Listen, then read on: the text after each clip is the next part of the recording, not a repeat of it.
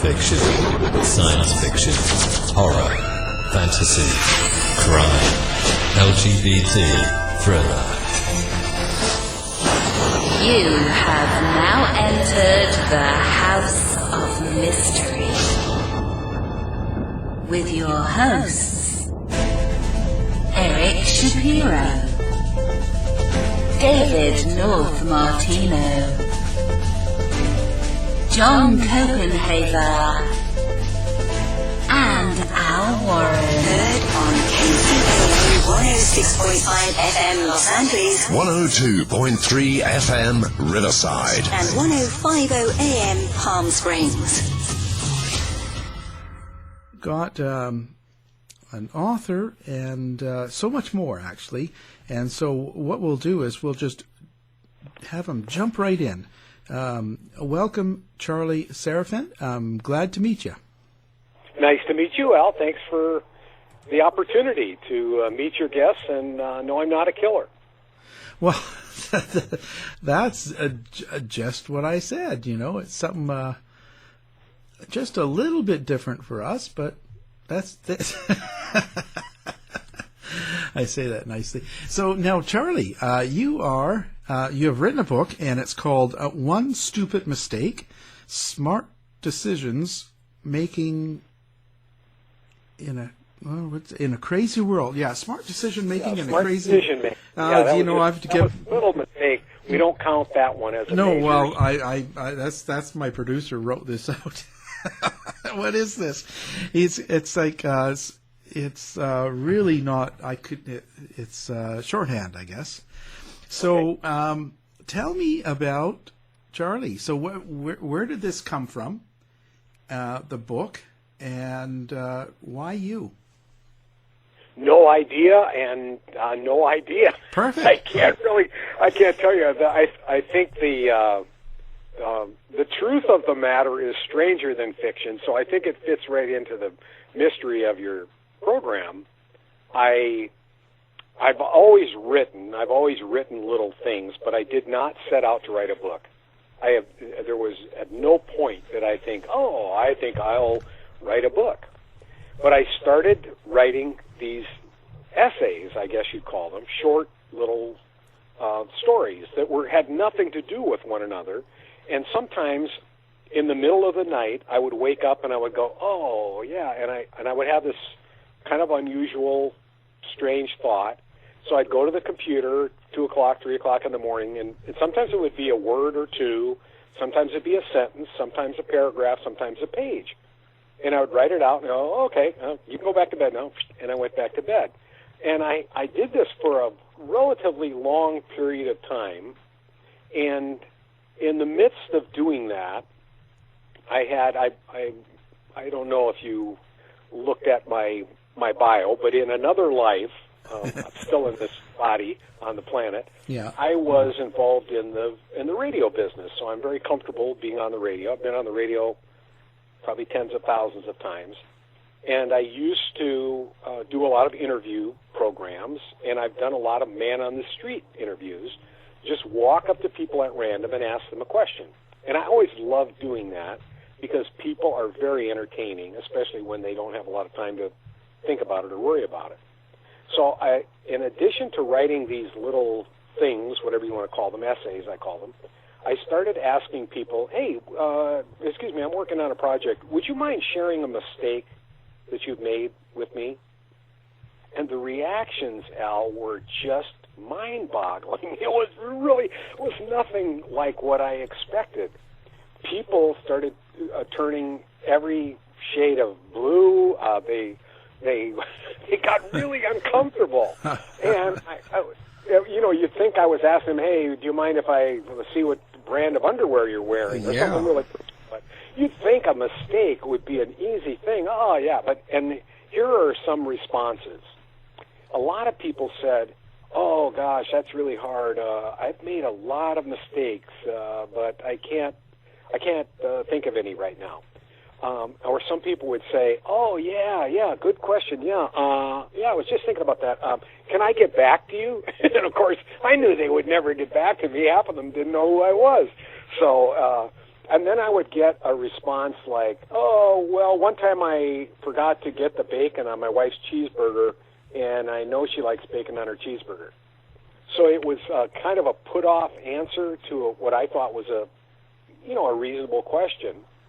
And then maybe 1% or a half of 1% of the people, and I talked to hundreds of people because I was having fun with this now, the more uncomfortable they were with their reactions, the more fun it was.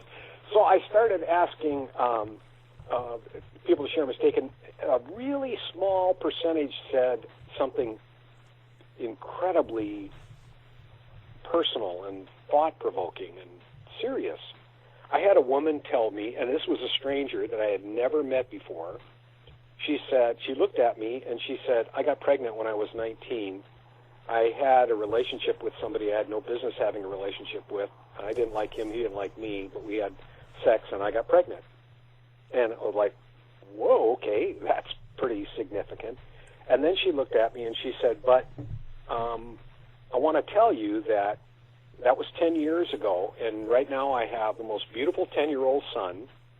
I've since met the man of my dreams. We got married. We have a wonderful relationship and a great family, and I kind of owe it all to that one stupid mistake. So I had the whole gamut there of people that didn't want to admit any kind of mistake to someone who admitted a really personal mistake, and that prompted me to ask a second question. And the second question was, do you have a little voice inside you that tells you when you're about to do something you know you shouldn't do? And again, I had no idea what the response would be, but the response blew me away because every single person, rich, poor, young, old, every socio-demographic, just everybody, atheists, agnostics, overtly and devoutly religious people, every single person said exactly the same thing. They said, yes. Some said, I don't call it that, but yeah, I know what you're talking about. I have that voice. So I started putting the two together, and I thought, everybody makes mistakes. You make mistakes, Al. I make mistakes. We all make mistakes. And every single one of us has some kind of an internal mechanism that tells us when we're about to do something that we know we shouldn't do. And yet we do it anyway. So then I went back to my essays, and I realized I was writing all these little stories about people making decisions. So it all came together after I wrote the 21st essay, and that was a story about a friend of mine who died a horrific death from cancer. And I put together this fun little book of 21 very short chapters.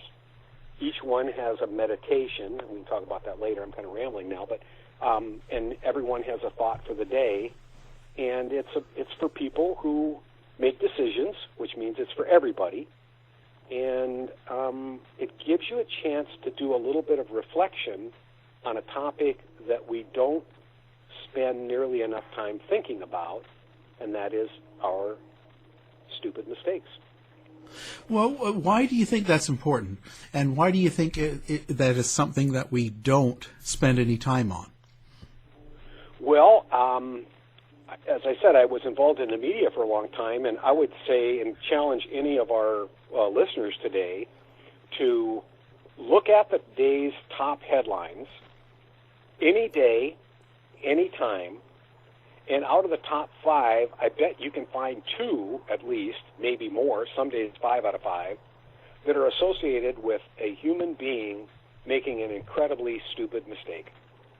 Because it's just happening, and it seems to be accelerating. It seems that people behaving badly and doing dumb things is almost the new norm. And then we have, and I don't really want to get political, and I think I'm relatively apolitical, so I'm not leaning left or right on this thing, but we have leaders who, number one, will not admit that they've made mistakes. I'm waiting for that, that leader to come out and go, you know what, folks, I really screwed up. Yeah. It was all my fault. I made a bad judgment. I misread the situation. I said or did something I know I shouldn't have done, and I'm really sorry, and I hope you forgive me, and I promise I'll try to do better next time. But instead, what we have is we have a culture where the leaders of both the left and the right get on television and on the radio and in the newspapers, magazine articles, every single day, pointing their finger at somebody else and saying it's all their fault. They screwed up. It wasn't me. I didn't do anything wrong. Yeah. I don't make mistakes. Right. I'm a leader. They made all the mistakes, and it's all their fault. And that's frustrating because that's just not how it works. Well, And if we don't start admitting our mistakes and spending a little time with them, as I said, and reflecting on them, and finding ways to commit fewer mistakes, we're not going to be in very good shape. well, I didn't make any mistakes. It's that fake news media that's telling you that I've made a mistake. Exactly. And it's the other side too. It's like, I can't find anything good that this regime has done. Yeah. This administration hasn't done anything good. Everything they've done is bad. Well, no, come on.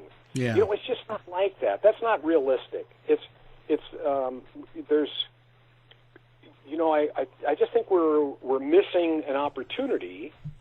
And so I think, look, I don't expect that we're going to get to those people and they're going to change their behaviors, and starting tomorrow we're going to have all of our leaders stand up, raise their hand, and admit their mistakes. I don't believe that'll happen. But what I do believe can happen is that you and I, Al, and every person who's listening now can take a little quiet time, get in touch with what I call your quiet little voice that helps guide you and tell you right and wrong. And I'm not going to sit here and tell you. It's not like I'm going to say, okay, you should do this or do that, or think this or think that, or say this or say that, like I do because I'm right. No, I'm not right. I only know what's right for me. You know what's right for you. But if every person did only what they knew was right or they thought was right, we would be light years ahead of where we are today. Well, how do I separate the voices that are telling me to go out and blow up things? Exactly. That's a good question. And, those voices, by the time you get to that point where they tell you to go out and mail a bunch of bombs or go into a synagogue and shoot a bunch of innocent people, by that point, the damage has already been done. You are so far out of touch with your quiet little voice that whatever that is that you're hearing, that's coming from a deep, dark place. Right. And what I believe the source of that is, and this is a theory, I don't think you can't disprove it, but I can't prove it. But I believe, and my premise for the book is that the source of a lot of that, what I call noise, is just that. It's our world. It's a combination of traditional media and social media and airplanes flying overhead and mechanical sounds and TV blaring in the background and going for a walk in nature with earbuds and listening to your favorite music turned up to a loud volume. And you have so much external, or your wife or your husband or your mother-in-law or your sister-in-law or your child or your parent or whoever.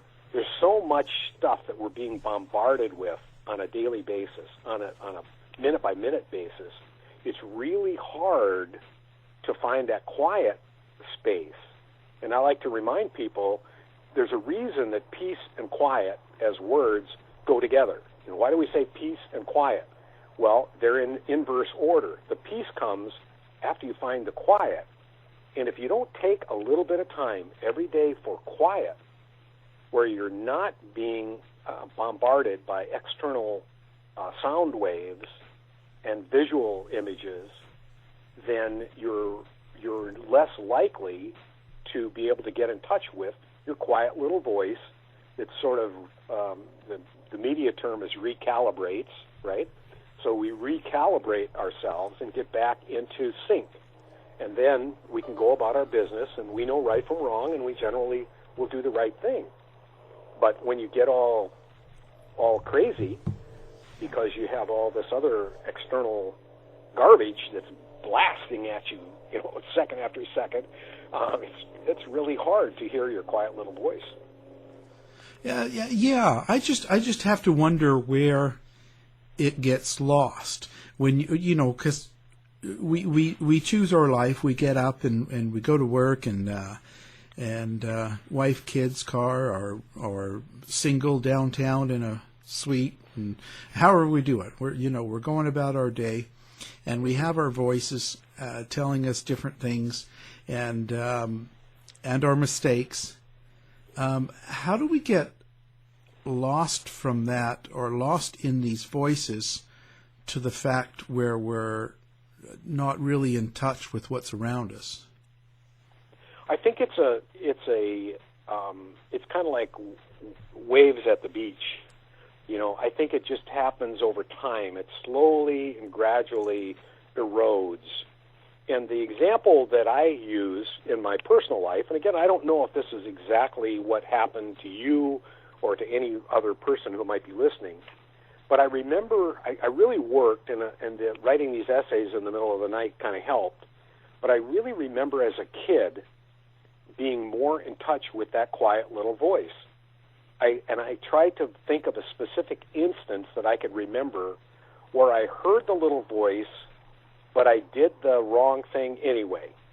And the first one for me is when I was 6 years old. I was playing on a swing set, climbed up to the top and watching, and there was a bar, they used to call it a glider, and it had these two metal tubes that were sticking up, and when it went one direction, the tube would open, and it went the other direction, that tube would close, and another one would open on the other side. And I was watching it for a while, and I thought, I wonder if I put my finger in that hole in that tube, if I can pull it out before it goes back, the other direction. And the little voice said, don't do that. That's a really bad idea. Don't do that. And I thought, yeah, let me try it. And I put my finger in there, and sure enough, the tube came back, and it crushed my finger, almost cut off the tip of my finger, and I still have a little scar on my right index finger that whenever I want to really remember, I can just look at it. And when it gets real cold, it sometimes goes numb. But I thought, yeah, that was the first time I remember going against that little voice. And I can think of lots of other stupid mistakes in my life that I've made where I went against it. But I thought, okay, I heard it real loud back when I was a kid, but I don't remember hearing it quite as loud in some of the other instances. And, well, why is that? And I came to the realization that as a kid, at least as a kid when I was growing up, life was simpler and we didn't have as many external distractions as we have now. But the more sophisticated we get, the more mechanized we get, the more we live really inside our media, the less time we have for that quiet reflection. So the exercises every chapter, most of them involve going outside, taking 5 minutes, closing your eyes, and just listening. And there are different things that you can listen for to sort of hone it. And one person said, well, why do you do that? I mean, why do you suggest that people should do a listening exercise? And I said, because if you talk to people who regularly meditate, serious meditation, they're pretty balanced and pretty healthy, and they don't make a lot of stupid mistakes. They're in really good, physical, mental, spiritual health. And yet, I know from my conversations that most of us can't meditate. We don't know how to do that. It's too hard. They say, concentrate on your breathing and empty your mind. And my wife especially goes, I can't empty my mind. I have too many thoughts. So I'm thinking about something every minute, and the thoughts just keep bombarding one another and pushing one another out. But everybody knows how to listen. So listening is the simplest form of meditation, and it accomplishes the same thing. It's that recalibration of your brain to get to that calm space, so that when you do have to make a decision, you're more likely to do this decision that's in sync with who you are and what you should be deciding, as opposed to, hey, I think I'll make up 15 bombs and send them out to people I don't like in the mail. Yeah, but okay. So when you were talking earlier, you're asking people about what mistakes they made, and they would tell you, and there's all types of mistakes. And did you know about it did you know you were going to be making a mistake or doing something wrong or whatever? And so if we are aware of a thought about doing something that in essence is going to be a mistake, and we choose to do it, why is that? It's called cognitive dissonance, a fancy term that the psychologists use, which is basically a disconnection between what we know and what we choose to believe. And there are a lot of different reasons for it, and I'm not a psychologist, and I'm not an MD, and I certainly, I've looked at some books that are so much more scholarly on the subject than mine is. Mine is not a scholarly book. Mine is a book for everybody, and I think if you can read at about a 5th grade level, you can read it. It's a real easy read, and it doesn't have complex compound issues in it. It's just simple. But cognitive dissonance comes into play a lot because we just want to make an excuse for thinking or doing something that we know isn't right or true. And and the phrase is, well, I have a really hard time believing that. Sometimes you confront someone with the truth and you tell them, no, the moon isn't made out of green cheese, and they look at you and they say, well, I have a really hard time believing that. Well, they don't really have a hard time believing it. It's just that they don't want to believe it. They don't want to do. You say, the example would be, and this happened to me once, you find a big wad of money laying on the sidewalk, right? Mm-hmm. And you pick it up, and you look around, and there's nobody there. There's nobody looking at you. No one saw you. Now here you are. You have this wad of money wrapped in rubber bands, and you have to make a decision. Well, there's two decisions. You can put it in your pocket and keep walking away and go, lucky me, I just hit the jackpot. Or you can say, this probably belongs to someone, and it's probably really important to them because this is a lot of money. And so do you do what instinctively I think we all know what the right thing to do is? The right thing to do is to try to figure out who it belongs to and get it back to them, which if you dropped an envelope full of money that you were taking to make your mortgage payment or your rent or something, you'd be devastated. So if someone returned it to you and said, hey, we found your money and here it is, what a marvelous thing that is. So there's a right thing and a wrong thing. And so we have to make those kinds of decisions. Some of them are dramatic like that, and some of them are a lot less dramatic. The person at the store counts out your change, and you gave them a 10, and they give you change for a 20. Do you say anything, or just put it in your pocket and walk away? I take the money and bet on the horses. And do you think you're going to win with that money? You think that'll be the winner? No. And if it is, then will you parlay that bet into something else bigger? I don't know. Isn't that how it goes? You get caught by the devil. Yeah. But when you're talking about this, sort of, in a way, isn't it also sabotaging ourselves? No question. And it's almost as if we're encouraged to sabotage ourselves because, again, if you consume the media and you look at the stories that are happening on the, Access Hollywood and all those kinds of things, what the celebrities are doing, you go, holy tamale. Here are people who have fame and fortune. They have everything going their way, and they are doing the dumbest things. Something that you would never, oh my God, I can't, how could they be so stupid? And that was the question I kept asking over and over, and thus it became the title of the book, One Stupid Mistake. I was like, how could they be so stupid? Yeah. And most of us can't even relate to the kinds of dumb things that they do.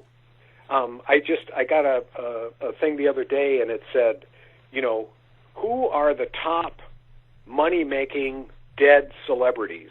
And I thought about it. I thought, what a crazy topic, right? I mean, how can they're dead, but they're making a lot of money. Well, Michael Jackson is right there. It's like, ooh, gosh, Elvis is right there. Ooh, golly. Marilyn Monroe is in the list. Oh, gosh. Tragic things related to stupid mistakes. Right. And then if you had a list of who are the top money-making people who do stupid things, we could write 50 books on that. Oh yeah. There's so many.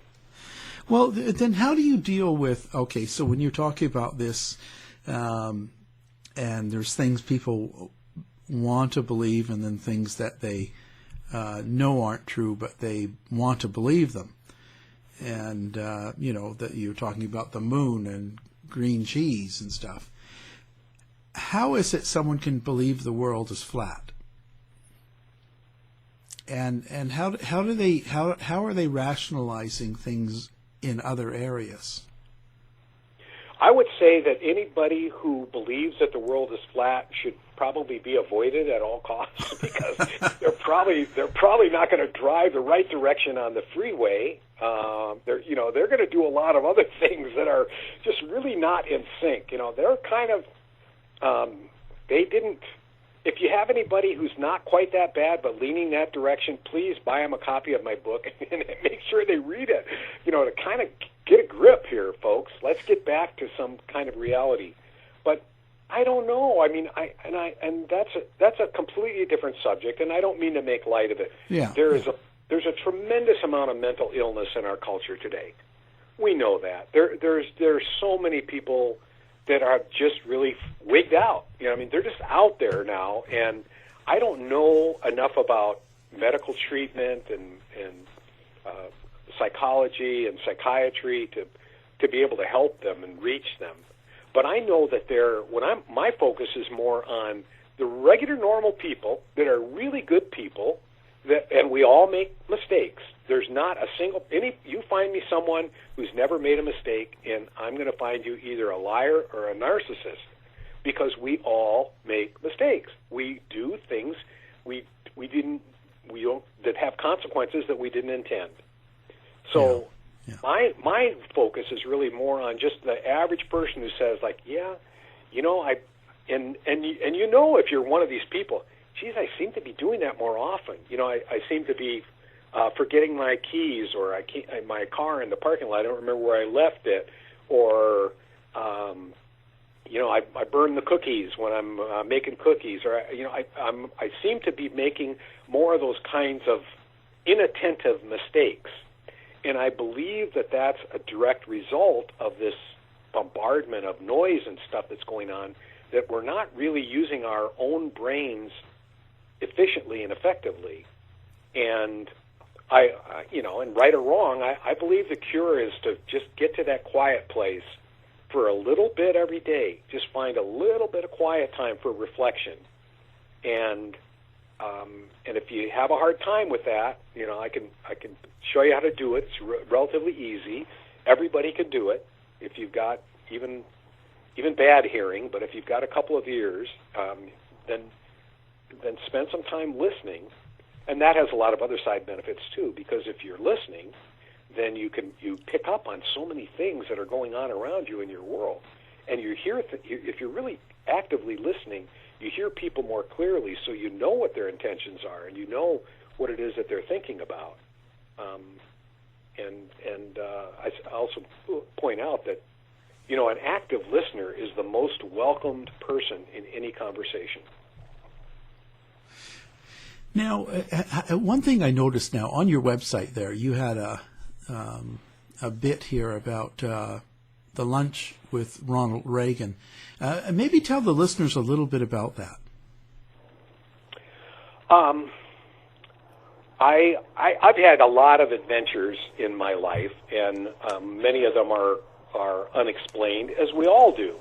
If you think about it, if you think your life has been perfectly programmed and you're in charge, I think you're delusional, because stuff happens every day that you didn't anticipate, and we're always reacting to things. But I had the opportunity as a young reporter to know Ronald Reagan when he was running for governor and after he became governor here in California. And I interviewed him a number of times and asked him questions at press conferences and that sort of thing. One day when I was working in San Francisco, I got a telegram, and the telegram said, you are cordially invited, Nancy and I cordially invite you to join us for lunch at the White House on such and such a date. And that was back in the days of telegram, way before email, obviously. And I looked at it, and my first thought was, this is one of my friends playing a really elaborate hoax, and it's really funny.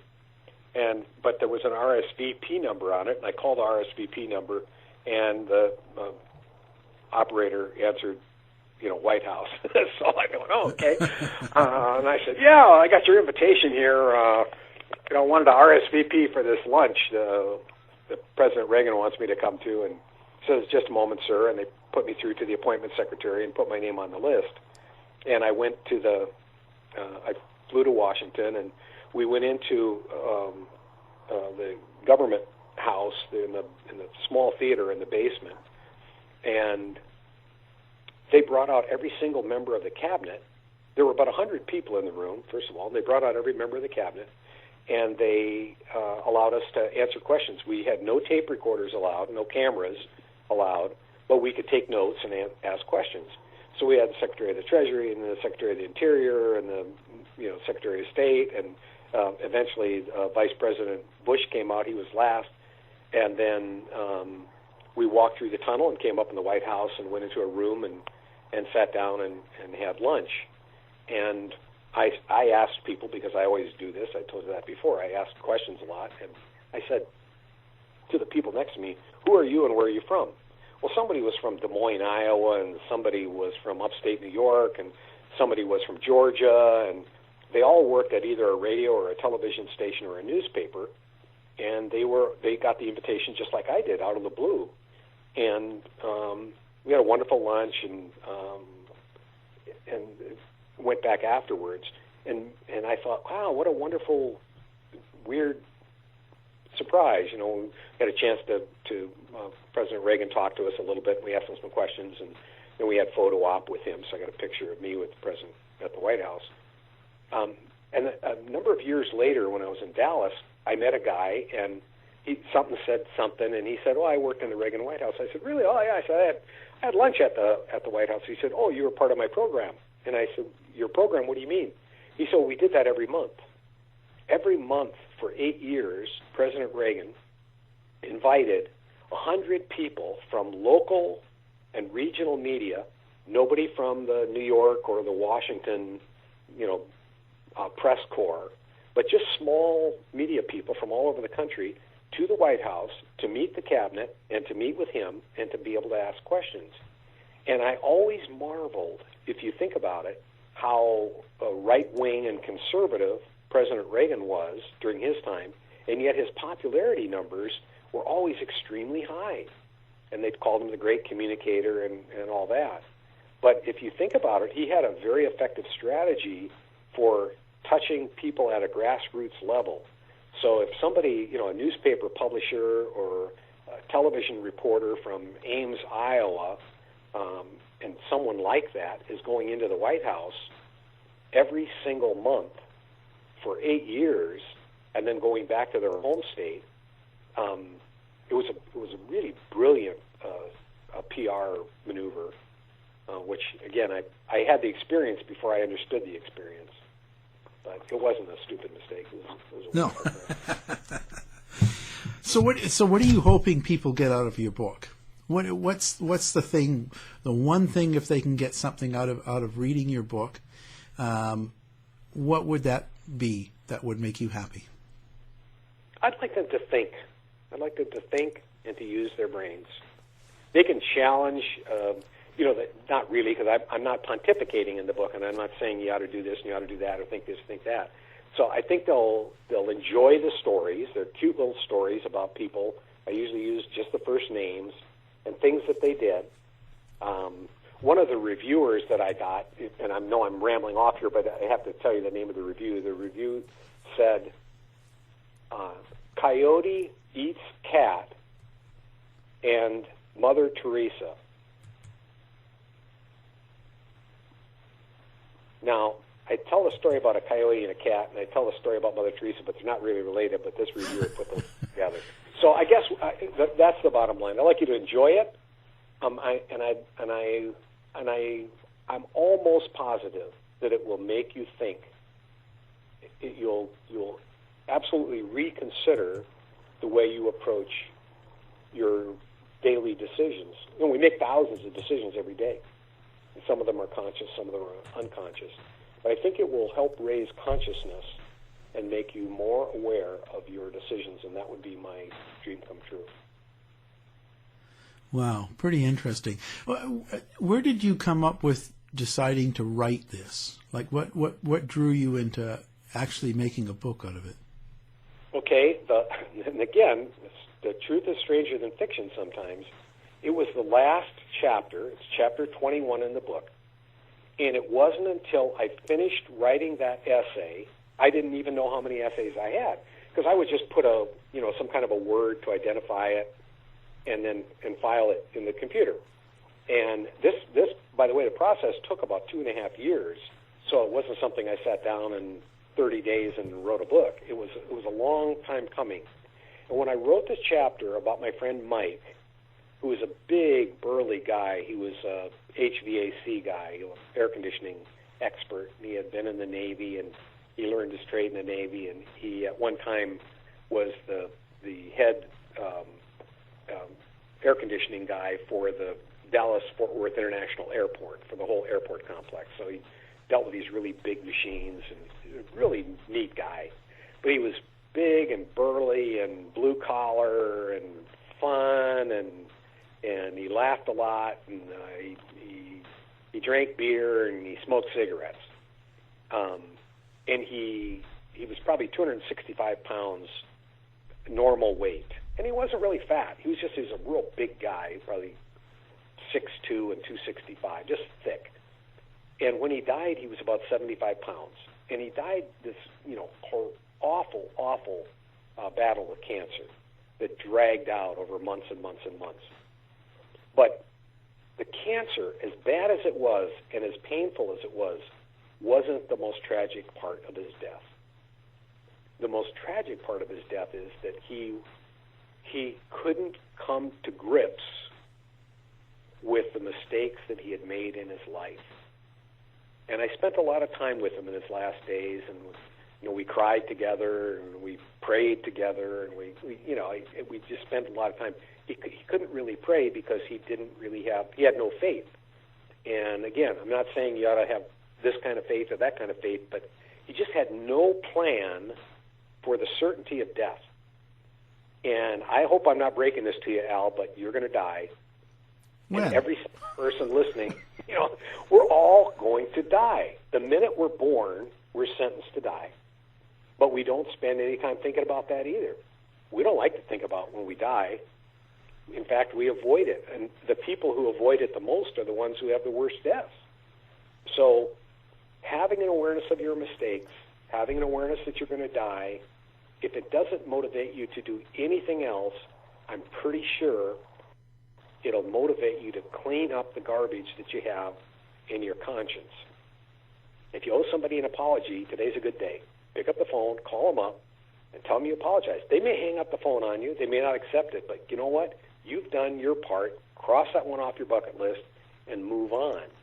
And if you've harmed somebody, if you've taken something from somebody, whatever you've done, whatever kind of things are eating at you, because every mistake, they don't go away even if you don't get caught.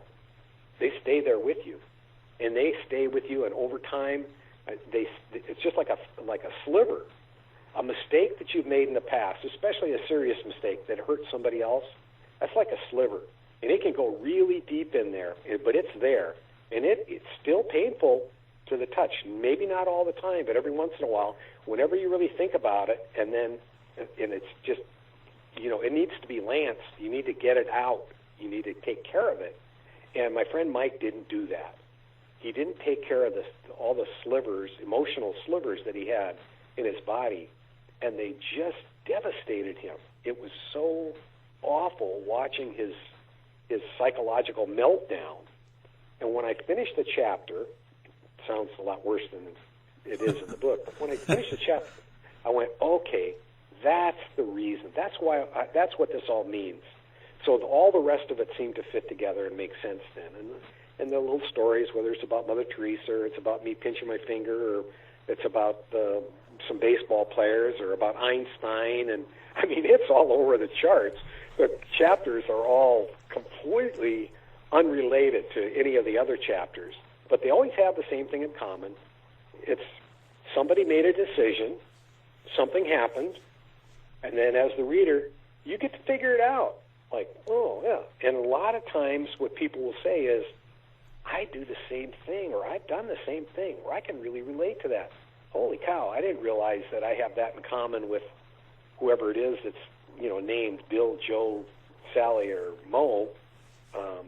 And that little bit of reflection is enough, I think, to get people, hopefully, to make one fewer stupid mistake. Now, who is the biggest influences for you, first as a writer? Oh, golly. I think, and I can't say, I probably don't write like anybody else. I would say Associated Press. that would be the first one.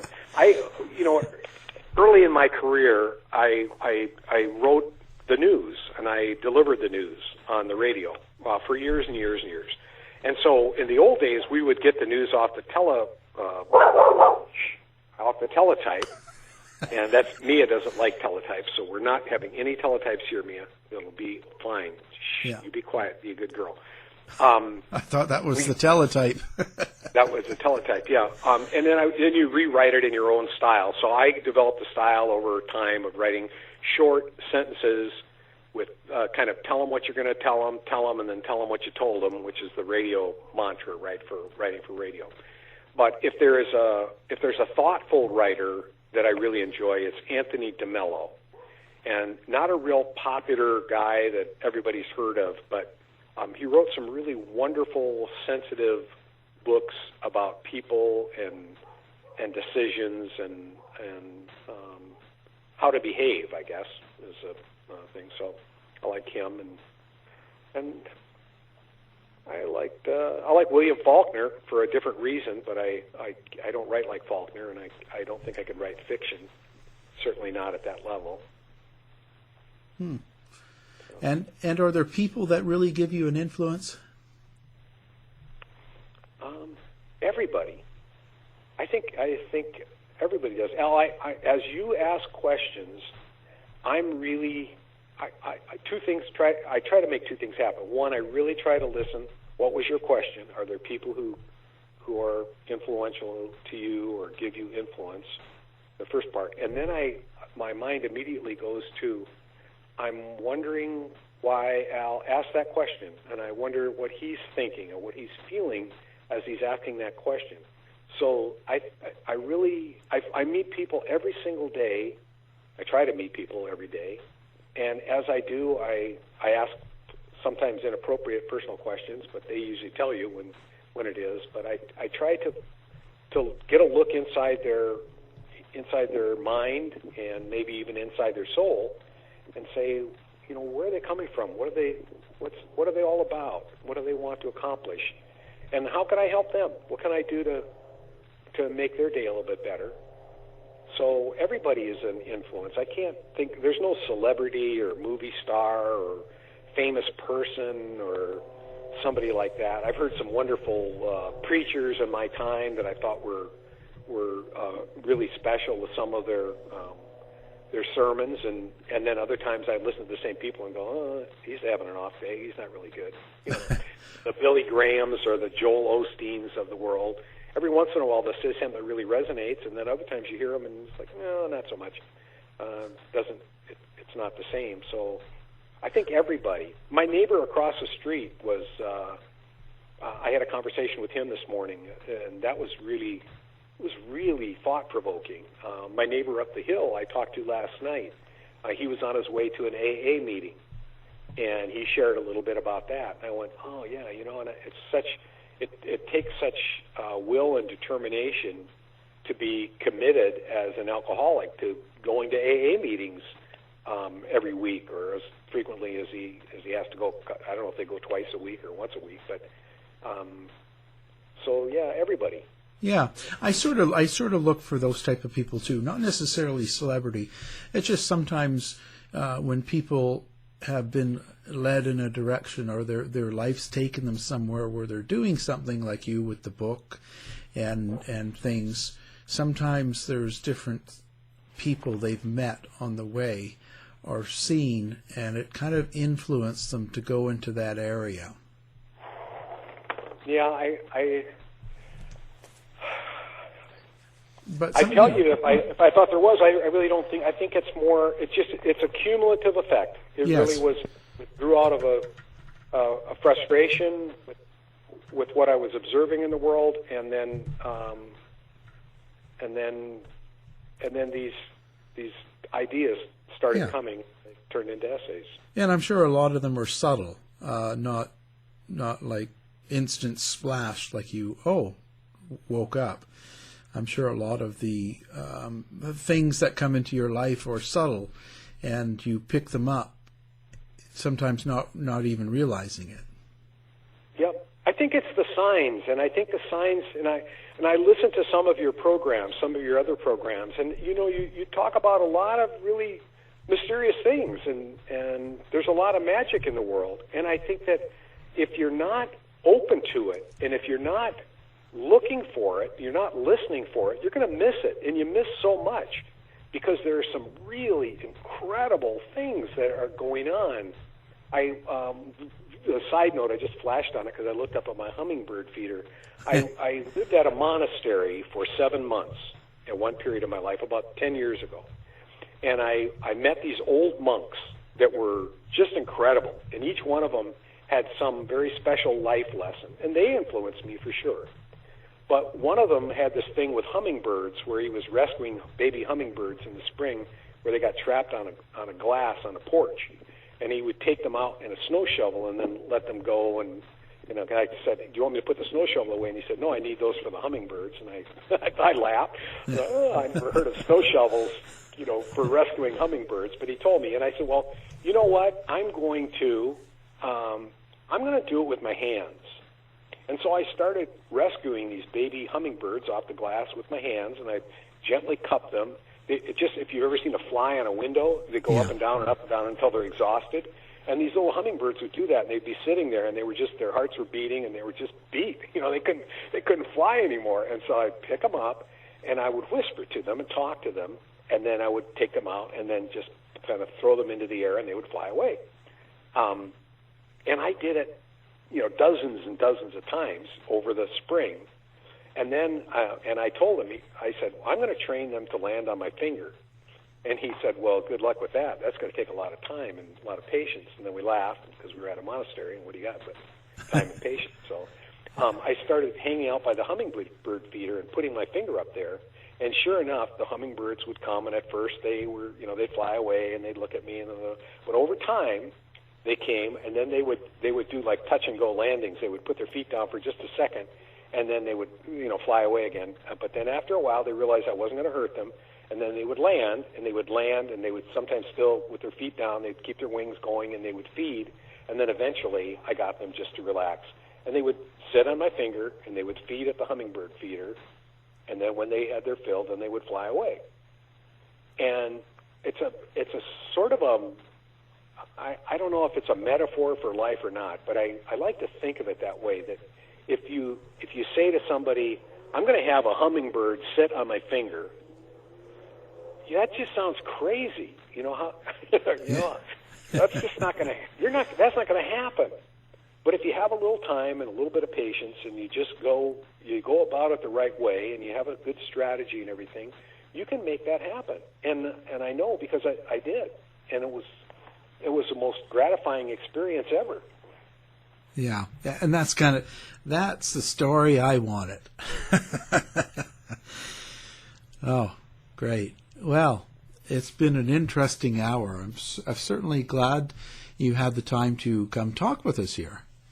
I am so fortunate to have been able to spend time with you, Al, and you're you're a great active listener because you really do listen and you pay attention, and your questions are wonderful, and I love your program, and I'll be listening, not just for myself. I'll listen to your other guests as well. Well, thank you very much. That's now our guest today has been the author of One Stupid Mistake, Smart Decision Making in a Crazy World. Now that just came out September 11th, and it's on Amazon. Is it on other places too? It's on BarnesandNoble.com, and it's probably at some little indie bookstores here and there, but the primary source are Amazon.com and BarnesandNoble.com. Yeah, seems to be the places now. Yeah. Well, Charlie Seraphin, thank you very much for being here. Thank you, Al. I very much appreciate you and your program, and best of luck to you. To find out more about our show, guests, or to listen to past shows from our archive, please go to www.houseofmysteryradio.com. Show's over for now. Was it as good for you as it was for me? Well, good night. This has been a production of Something Weird Media. I'll be back.